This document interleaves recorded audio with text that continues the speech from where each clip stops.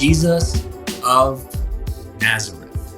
If God the Son is humble enough to take on the smallest of all prepositions, the preposition of, God is not sprinkling salvation in the ether and in abstractions. Jesus of Nazareth, born of the Virgin, who is named and has an actual place, an actual community.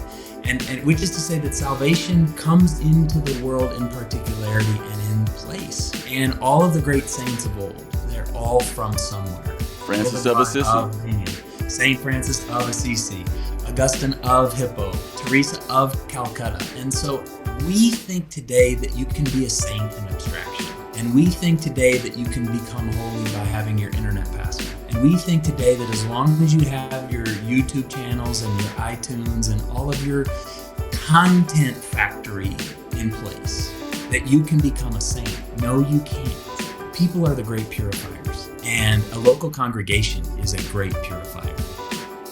Welcome to the Ferment podcast, conversations about worship and transformation. Today's guest is pastor and author Daniel Grothe from New Life Church in Colorado Springs, Colorado. What is up, everybody? This is the Ferment podcast, and my special guest on the Zoom today is Daniel Grothe. What up, Daniel? What's up, Adam? Dude, good to see your face. Good to see you too, man. You got that, just the chrome glory happening. The Chrome beard, glory. The hair. I've got hair envy big time. That's right. Well, my wife says it's she calls me the silver fox. That's what I love to hear. This is what I tell her. Rarely seen in the wild. That's right. Yeah. Elusive. That's right. Like the spirit. That's right. Well, Daniel, we are Twitter friends. Yes. And it's good to just have you on the pod because, man, you're one of these guys I just resonate with. And here, let me preface it this way, okay? You're a pastor, you're a speaker, you're an author, you're a soccer dad, and yes, you're a farmer. Is that correct? Yes. And a musician. Right. I see all your instruments back there. That's right. Gibsons. Yes. That's right. Yeah. Well, Daniel, let me just start this little podcast with you like this. How do you make all that happen?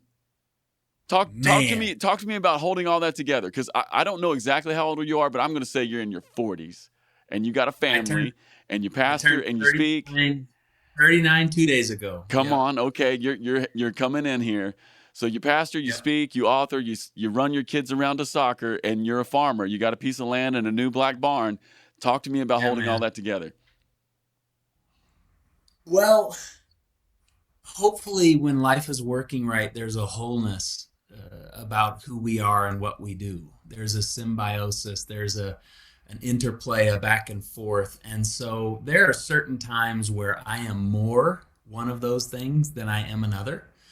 And so early on, I was, played a lot, toured a lot, recorded a lot, wrote a lot, and I was young and didn't have kids, and then I had one little kid, and then at some point I called my friends that I traveled with and I said, look, you're going to need to find a guy who wants to live in green rooms and 15 passenger vans and planes, because I am no longer that guy. So I will always be that, but I'm not going to be that as much as I was. And so there's a back and forth, but they feed. I think in good ecosystems, everything feeds, everything works together. And so speaking, playing with words, standing with people as a pastor, all of that is going to include words and writing and communion and fellowship and food.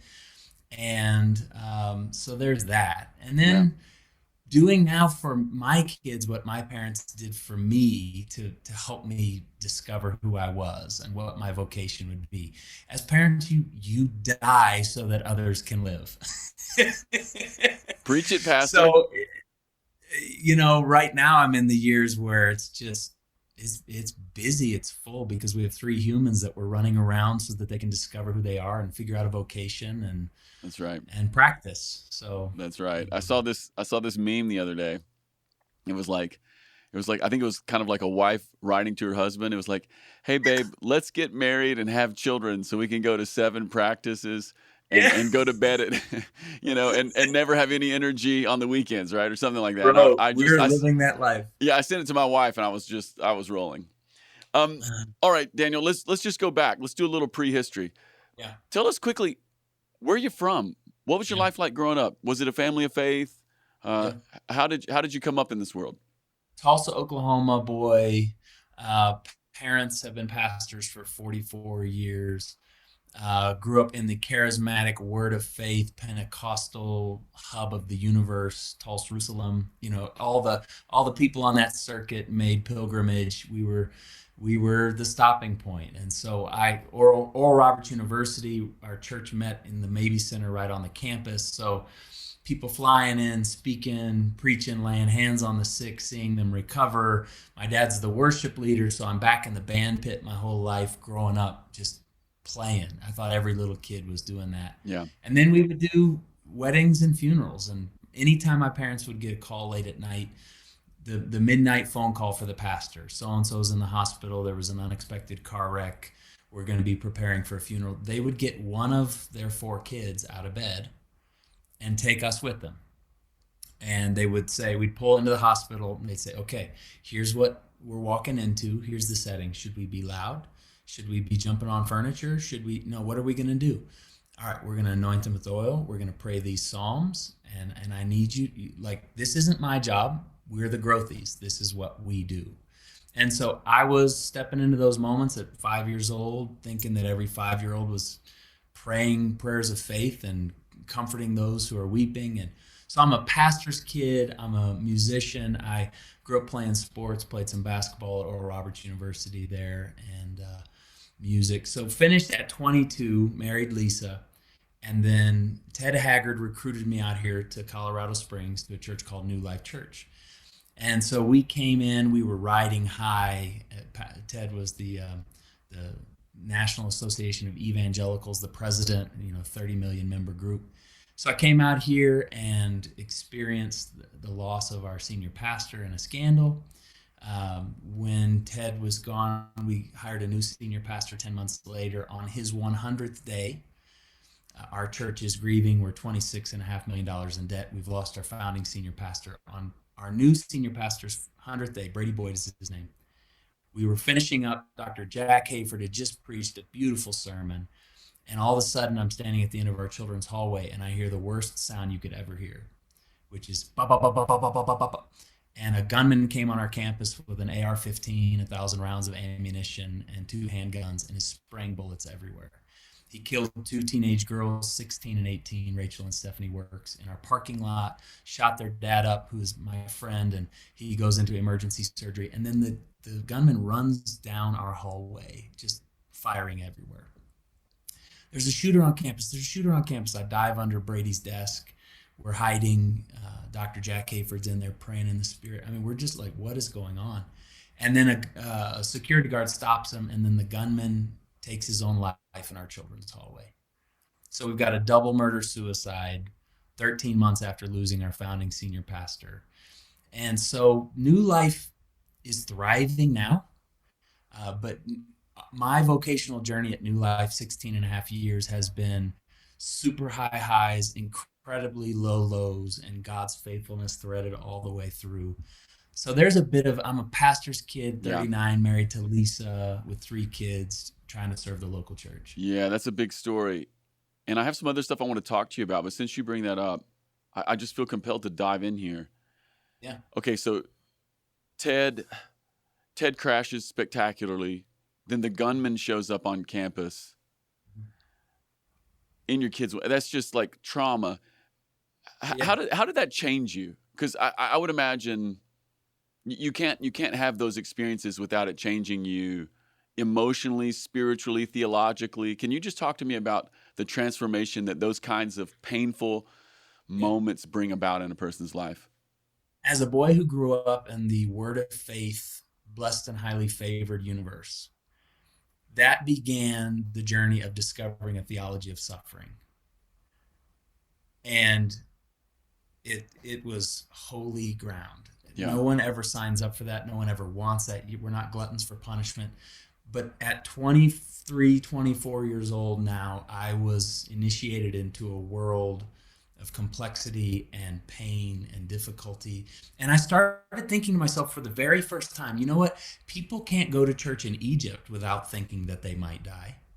Correct. People can't go to church in Africa without thinking, Boko Haram might storm in. And like, who are we to think that Jesus carried a cross, which equals I no longer have to carry mine? No, Jesus carried a cross to strengthen us to be able to carry our own. And at a church that was the figurehead church in America at the time, with the figurehead pastor at the time, Mel Gibson flew in on a private jet to release the Passion of the Christ at New Life.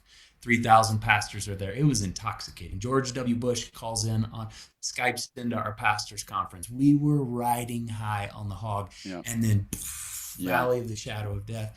And at that point, it was an invitation into the valley, walking with Jesus into Good Friday, sitting in Holy Saturday.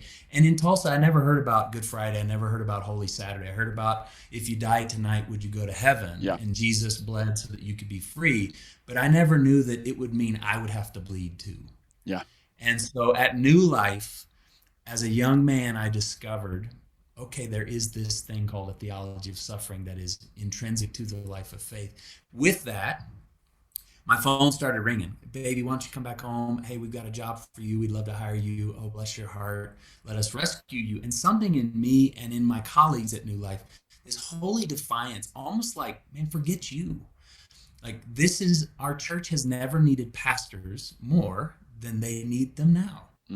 So if we cut and run right now, we're hirelings. Like we wouldn't be worth the vocation if we ditched our church in this season. And so when you have blood in the soil, you sink your roots down deep, you bleed, you stay, you care for the flock. Yeah. And so a commitment to place, I think I'd seen my parents live faithfully as pastors for 20 years at that point, but now this was my time to demonstrate what a little under shepherd in the flock does, and that's stay, and it's take care of sheep, and even if it kills you. Yep. So theology of suffering, and then personally a commitment to place. I think those are a couple of things that changed me. Thank you for telling that story. That's really beautiful. And before we maybe jump off into a theology of place here, because that's kind of what we're going to talk about a little bit, I can't help but notice that these things happen at New Life Church. You get baptized into a theology of suffering, experiencing the cross of Christ, Good Friday, Holy Saturday. And I can't help but notice that now the church is doing well, and maybe it owns the name in a way, right? Like it actually owns the name, like in a real prophetic way, like resurrection is a part of your story. It's not an ideal. It's not aspirational. Dude, I could start weeping right now talking about this. Yeah. It's not aspirational. When you were telling that story, I was like, oh, this is very interesting. The idea of resurrection is not aspirational any longer for these people. The title New Life is not precious anymore. Yeah. It's feel my wounds. Yeah. And really when we were the church that we were before, if we had gone away overnight in our city, Colorado Springs might not have noticed.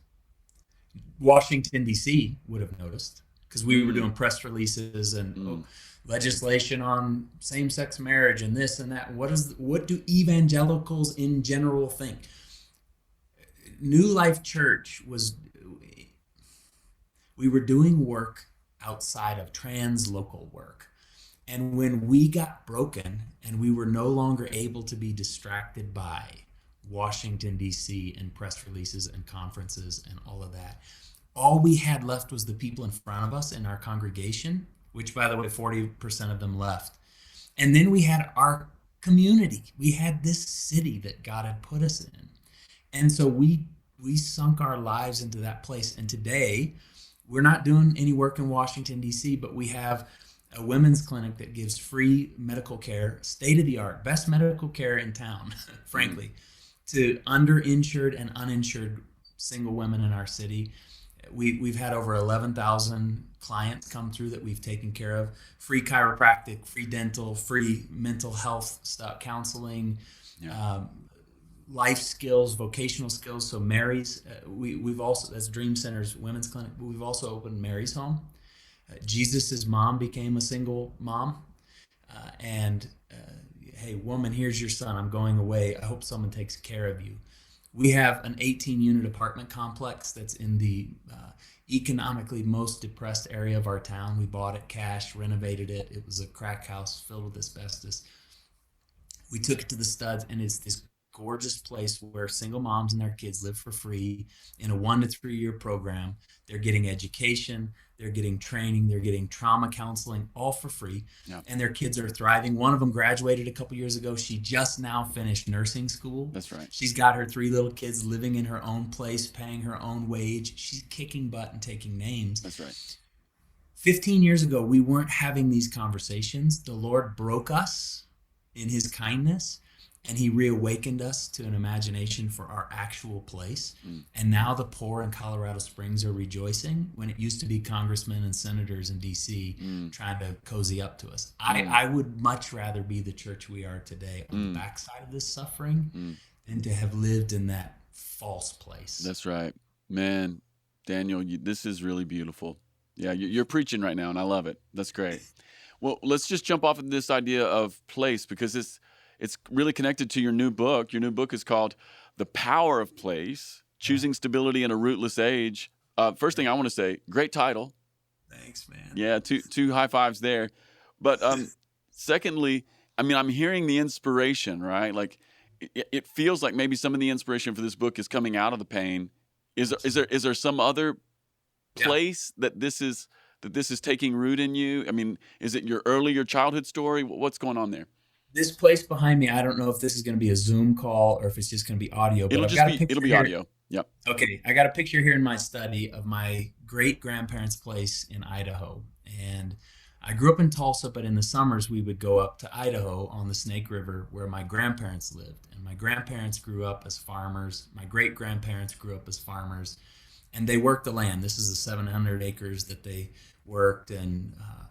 And then my grandpa, he was a sod farmer, so he would raise grass and cut it, and he'd be on the tractor, and my dad and I would be on the back catching the sod and stacking it on pallets and getting the forklift and putting it up on the flatbed and driving it all over Oregon, Montana, Washington, Idaho. And so we spent our summers working the land and going to bed, hungry and dirty. We needed a good shower, and it just felt right. I don't know. It was pre-articulate for me, but something about it felt whole. It felt like this is how we were made to live. And so that kind of got buried in my psyche. And then I'd go back home and watch my parents live as sort of farmers / shepherds in this congregation in Tulsa, caring for this group of people. And so that got in me. There's a reason why we live on land here now. I think because that's just what I saw, and that's what I love. And every time, as pastors, we don't really get much finality. We don't get to tie up loose end. Stories are dynamic, and people change, and we change. And so what projects do we actually have in front of us that finish? To be out here on land, it's nice to put our hand to something and to put our bodies to something. I think we as a society, Jamie Smith years ago talked about us being sort of brains on a stick. We are thinking beings. We think.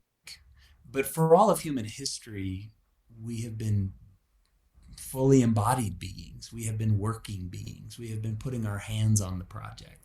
And so to come out here, I think it helps me get some of that unholy energy out of me. It helps me get the day off. It helps me remember and be remembered as I use my body and work the ground. And so for me, it comes from my heritage. Yeah. But it's also something that I want to give to my kids in an increasingly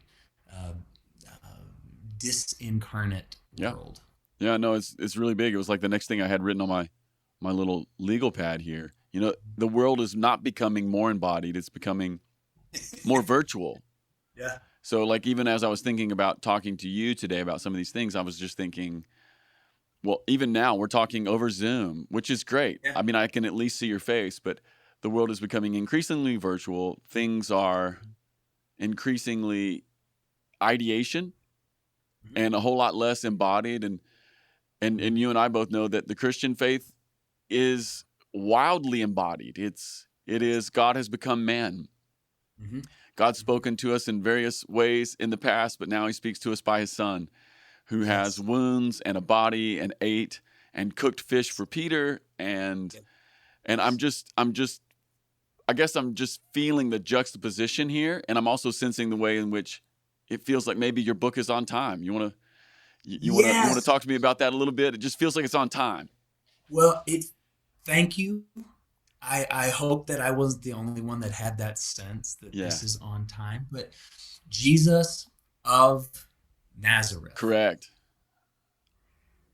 If God the Son is humble enough to take on the smallest of all prepositions, the preposition of, God is not sprinkling salvation in the ether and in abstractions. Jesus of Nazareth, born of the Virgin, who is named and has an actual place in an actual community, and which is to say that salvation comes into the world in particularity and in place.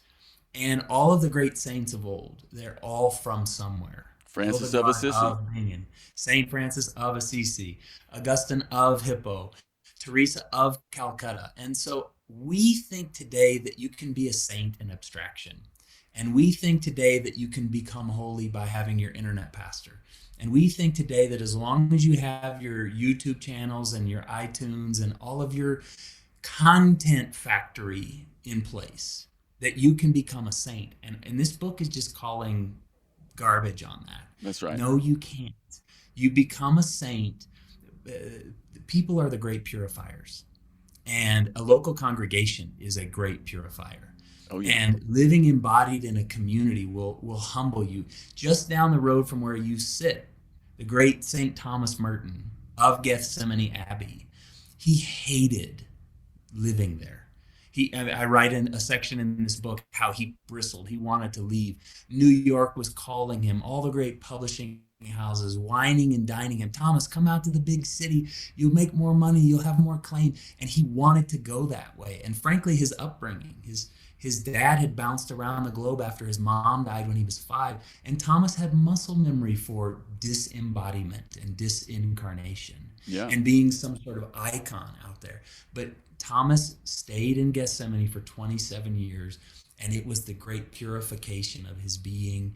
He would write at the end that, like, this is exactly what I needed. So what I think our world needs today is not more abstraction and not more racing out into the ether, but learning actually how to put our roots, our feet, our bodies deep down in this soil with these people and live out the vow of stability. Love it. One of the things that I'm thinking about, since you mentioned Thomas Merton, is I'm thinking of his book, 7-Story Mountain. Mm-hmm. And I read that, and when I read that, I couldn't help but think it's like a reverse mirror of some of the beat poets, because he's of the same age and he's of the same ilk, and it felt like On the Road, but in the reverse order, rather than just bouncing. It felt like, Thomas had lived his life in France. He had lived his life really in the Northeast, all over. Just bounce, bounce, bounce, bounce, bounce. And then finally he gets stuck in the knobs of Kentucky in Nelson County, which is 35 miles from where I live. And it's just a very interesting thing. So if anybody's listening to this and they'd like to read 2 books, I would so encourage you to read The 7-Story Mountain and then read Jack Kerouac's On the Road back to back. I think they go together. Yes, absolutely they do. And I think what Thomas discovered and what he called us to, his life as a provocation, what all the great saints call us to, is limit. They call us to limits. Yeah. We need a recovery of a new monasticism. We, in an age where we can bounce around, it's wanderlust.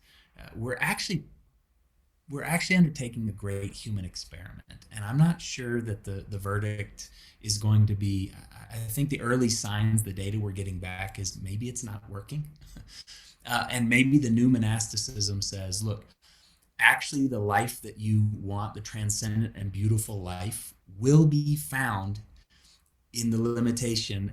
What did they say in the East Egyptian desert in the 200s, 300s, the great desert fathers and mothers? They would say when someone would get restless and they'd want to run and give in to wanderlust, I'll go to Alexandria, I'll go to Carthage, I'll go to Jerusalem. I need to find my place. They would say, go to your cell, and your cell will teach you all things. Go lock yourself away, stay there. You'll bristle, you'll fight, your lust will rise up in your soul, and you will want to run. And if you can be patient enough, if you can say, get thee behind me, Satan, and live it out, you'll come out on the other side of that wilderness experience, and your cell will have taught you everything you need to learn. Well, and as you're riffing there, I can't help but think of the old AA adage, wherever you go, there you are. I mean, they're talking about recovery, right? But it's really that sense of, hey, it's not about changing scenery, because you're still going to be there. And all the things that are still unworked in you, they're making the journey too. That's right. Yeah. They travel. Okay, so Daniel, let me shift gears here, because we've talked about Merton. I mean, we have to talk about Wendell-Berry, don't we? Yeah, we do. Okay, so where does Wendell-Berry fit into this for you? Because when we talk about place, I think of two people. I think about Wendell-Berry, and I think about Eugene Peterson. And I just wonder, where are they at in your story? Oh, bro. Wendell-Berry to me is the agricultural and literary saint that pairs well like a wine and cheese with Eugene's pastoral place. Yeah. They are some of the icons that I really aspire to be. I'm looking at a letter here that Wendell sent me that's in my study. I'm looking at letters that Eugene and I exchanged in 10 years of chasing him and going out to Montana for a decade. And these guys have marked me. And Wendell in particular, he talked about, he said so many things. He has said so many things. And please, if you haven't read Wendell-Berry, and Adam, you might be the right person to give the first recommended read. But if you haven't read Wendell-Berry, please. Yep.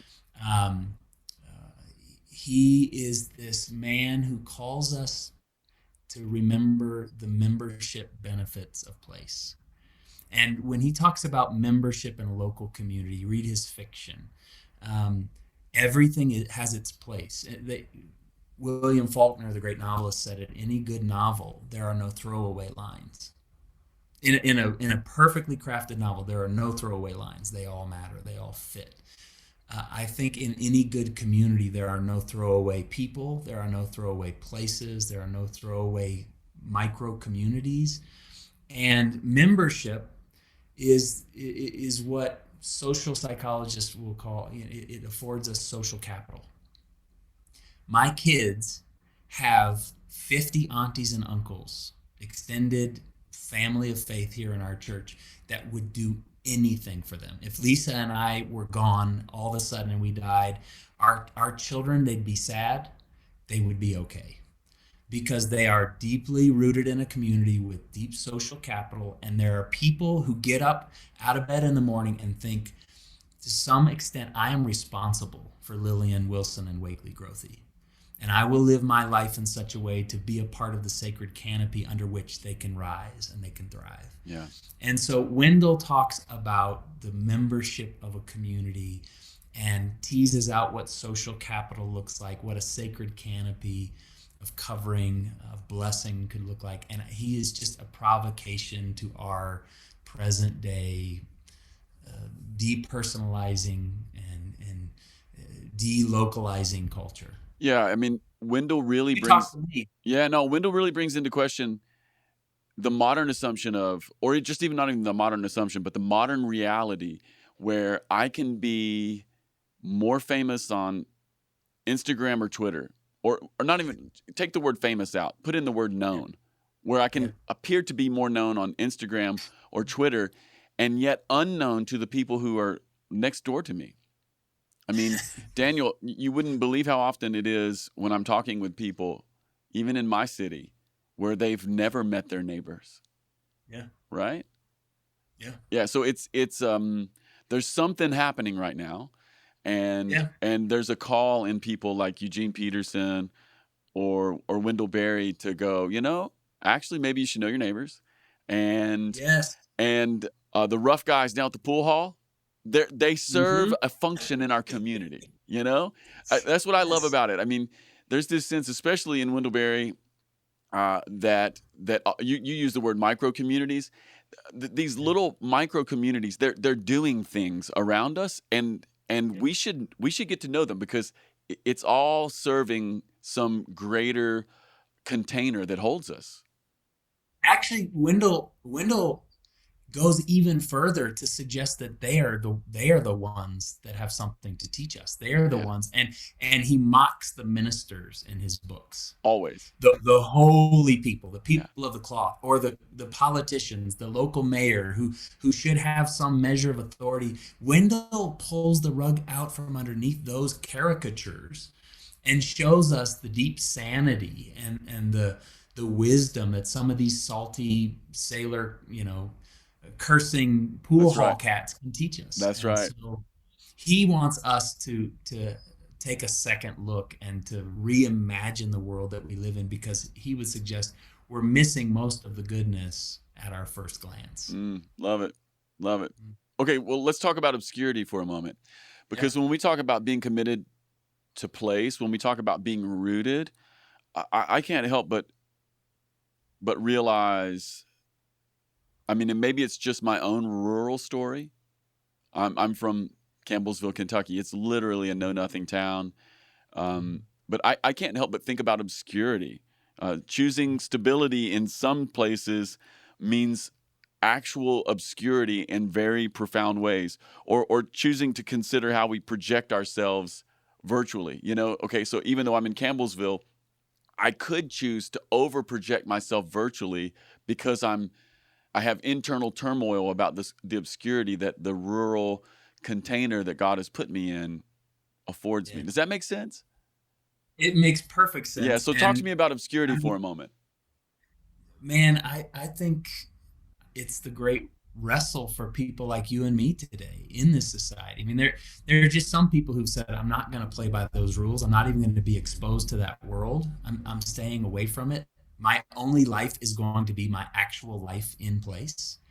And I'm sure there are a couple cons to that, but mostly pros. But for those of us who have signed up for the larger interaction of playing in a larger playground, the temptation is to try to be more to people who don't matter to us, while accidentally becoming less to the people who actually need us. And Solomon, better a friend nearby than a brother far away. I mean, he understood, like, yeah, those people 1,000 miles away, great. They aren't going to bury you. Yeah. They ain't going to take care of your kids when you die. They aren't going to be able to lay hands on you and instruct you and correct you and reprove you and heal you. And so I think we have to think of social media as a place or a tool, but we can't let it become predominant. We can't let it replace our actual place. And we got to know that the best work we will ever do is right where we are. The greatest work, Mother Teresa of Calcutta, what did she say? If you want to change the world, go home and love your family. Yeah. If you want to make a dent in your community, be the person that shows up at church every week and just be a load-bearing wall in that house so that it will not collapse. And take young people who are raising young kids, take them out to food or babysit their kids and send them with a $25 gift card to go eat. And you live that way, and you'll be restoring the world. Tikkun olam, you'll heal the world. But we think we're going to change the world by going out here into the ether, and I just think we're trading our birthright for a bowl of soup. And so social media is a tool. It's a great gift. Let's let it be the gift that it can be, but let's not let it become a curse that keeps us from the actual gift in front of us. Yeah, I've actually done a lot of thinking about obscurity for several years now, and some of it's because of my own wanderlust and my own rural story. But even in the Gospels, I mean, like, Jesus lives most of his life out of anybody's watching eye. I mean, there's 3.5 years that are sort of recorded, 30 years completely unrecorded. I mean, like 90% of Jesus's life is completely unknown, even to the canon of Scripture, right? And so there's some profound testimony, I think, in the story of Jesus about giving in to obscurity. It gets you ready for the temptation. If Jesus, I mean, we know that he got circumcised 8 days old. We know that he got lost at church when he was 13. That's about all we know. That's it. Of the first 30 years. And I only do what I see you doing, Father. I only say what I hear you saying. Into your hands I commit my spirit. Jesus didn't say, into your hands I commit my spirit for the first time on the cross. He'd been saying that from of all eternity. And he'd been saying that for the first 30 years when no one gave a dang. Yeah. And he knew his vocation. And so I think the great temptation for us, we just have to pray into this. We have to keep dying every day to the gift of obscurity. We have to carry our cross and realize, like, when I'm 85 years old and my most important people are around me and I'm transitioning into the life that will never quit, what are the things that I will not be mad that I did? And what are the things that I'll go, man, that was a waste.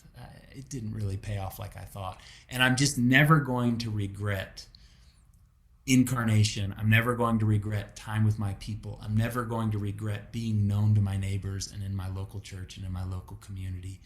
But I might regret some of the other stuff. Billy Graham, he was getting ready to die, and he talked about his great regrets of traveling too much and being gone. He's like, did I need to do that? Probably not. And so let's learn from some of those who've gone before us and get pickier about what we say yes to. Okay, so it seems to me that we've been talking a little bit about the good life. You know, like, what is a good life? I think that's one of the things you're putting your finger on, and the idea of place is just sort of a prism that we're shooting that question through. Yep.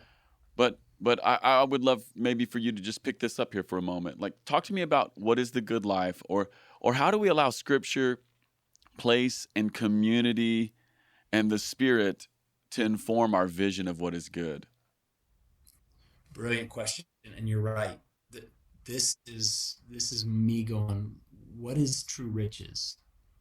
You know, what does it mean to be deeply rich? And National Geographic did a study many years ago, and they identified these blue zones. Have you heard about this? Yeah. Yeah, so the blue zones, 5 hot spots in the world that are disproportionately filled with people who are centenarians, 100 or over. And they go and they want to study these 5 blue zones, you know, Sicily, Italy, somewhere in Greece, Okinawa, Japan, Loma Linda, California, somewhere in South America. And I've written about it in the book, but these people who are just deeply joyful, they're healthy, they're vibrant, they're good. They have long-term, what are the threads? They have long-term friendship. They haven't moved around. They've stayed in their place. They use their bodies. None of them drive. They stand up and down, walk around their communities. They have afternoon drinks with their people. That's right. Sharing meals together. They have a faith community. All of these 5 zones have worshiping people. And so they've got place, they've got people, they've got worship, they've got food, they use their bodies. There you go. They're all poor. Yeah. And they're deeply rich. And so in our moment in time, we have lied to ourselves, or allowed ourselves to believe the lie that if you have deep pockets, you have everything you need. And we have such deep pockets and such bankrupt existences. Yeah. The meds we're on, the loneliness, just in a screen all day long. And so some of these poor, and this is why I love going to the third world, to the global south. Like, if you've never been on a trip, and if you've never been with people who are living on, say, $20 or less a day, please do yourself a favor and go find some of the most joyful people on the planet. They're working hard, but they actually live in a community where they have to take care of one another, where they have to love one another, where they have to be known. There is no abstraction. That's right. So this question of what is the good life, I think it's me saying, hey, how's this experiment working out for us? This wanderlusty thing where we think if you can pay your bills, you're rich. is it really true? Yeah. So I think the good life is in those threads. I right love there. that you framed it that way. It reminds me of this super obscure thing, and I don't know if I read it with respect to the blue zones, Yeah. but it was definitely in that vein. There's an overlap between life longevity and leg strength. Yes, absolutely. Yeah, so Absolutely. like basically the people who live the longest are the people whose legs stay strong the longest. And so like the Okinawans, and especially the Yes. Okinawan ladies, they sit in the floor, which means you have to get up and down, get up and down. And even in their 70s and 80s, they're still sitting in the floor and they're maintaining leg strength, which puts them into the hundreds. They counted like 90 to 100 times a day. They would rise and sit, That's rise right. and sit. And Air it's all squats. squats. None of these people in the blue zones, none of them have ever been to a gym. They don't do CrossFit. They don't. They just live. They move. They have their being. That's right. This is actually one of those things we talk about in our family quite a bit. I don't know why it comes up, but it does, and it's hysterical. But it does show you the ways in which we've just become sedentary and disembodied, and here we are again going, have a job, use your body, sweat a little bit. Wendell Berry, he says at 87 years old, he's not doing the kind of dutiful work that he used to do. He's not out with the horses but he says every morning I have to have life to tend to, or else I won't get out of bed. So I get up and I check on the chickens and I collect eggs and I do the simple things that he can do, tend his little garden, tend his flowers. At 87, it's different, but he says to get out of bed in the morning, to live with purpose, you have to have life to tend to. And so whatever that looks like for the listeners, just find a way to develop a garden, tend life around you, and it'll keep you moving. Yeah, have something to be responsible for. There's some deep wisdom in there. Thanks, Uncle Wendell. Yes. Yeah, that's good. That's so good. Well, I'll tell you what, Daniel, this is awesome. Then there's a lot here for the people who are listening, and I'm excited for them to encounter your book. I'd love to know, maybe as we wrap up here, what do you want to say to worship leaders? I mean, there's a lot of worship leaders and pastors here. You have your own story being a musician, and now you're a pastor, and I think you're bringing us a message that's not just wise, but to me feels prophetic. But I'd love for you to maybe just wrap us up here with maybe a charge to our worship community in the Vineyard. What do you want to say to the scattered worship crowd here? My dad has been a worship leader for over 40 years, and I've watched him. And what I learned from my dad is you are not leading songs. You are leading people. And you have a flock. You have a crew to serve. And so open your home, open your hearts. I've been in this worship culture my whole life, and in the last 10 years, it's easy to become a green room society. You finish your worship set, you go back, you eat the bagels or whatever the cheap breakfast the church provided for you, and everyone's on their phones checking, social media or fantasy football, and we could be this community, but we're gigging and we're green rooming. And so what does it look like to build a community, to see yourself as their shepherd, to give them your very best? These people are giving you their very best. They're making the church possible. So as the worship leader, give them your life. And 1 Thessalonians 2:8, we loved you so much that we didn't just share the gospel with you. We didn't just do rehearsals with you. We didn't just lead a 5-song set with nice tracks with you. We gave you our lives as well. And to this day, my dad is 66, my mom is 66. Who are the people that call when life hits the fan? The choir that they led 35 years ago. My dad is flying back to Tulsa to bury their parents. That's right. It's because they gave them their lives. And so I think in a really lonely world, worship leaders, you have a wonderful little micro community where you can greenhouse family, where you can share life and not just a song set. So as worship leaders, what does it look like for you to develop the power of place and invite your people in to the particularity of that beautiful congregation and give them your best? That's great. That's a beautiful way to end it. Daniel, thanks for your time. Adam, I love you, man. You're doing Yeah. faithful work, Oh. and the silver fox strikes again. That's right. That is right. Well, hey, listen, if you're listening to this podcast, go out and get Daniel's book. Buy one for yourself and one for your mama. How about that? There you go. Yes, that's right. All right, everybody. Peace. Peace.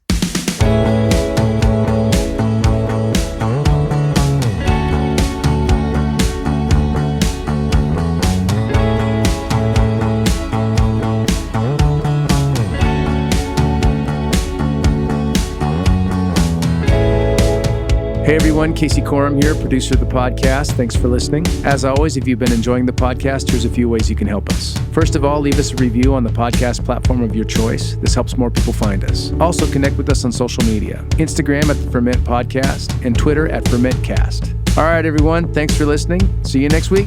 Peace.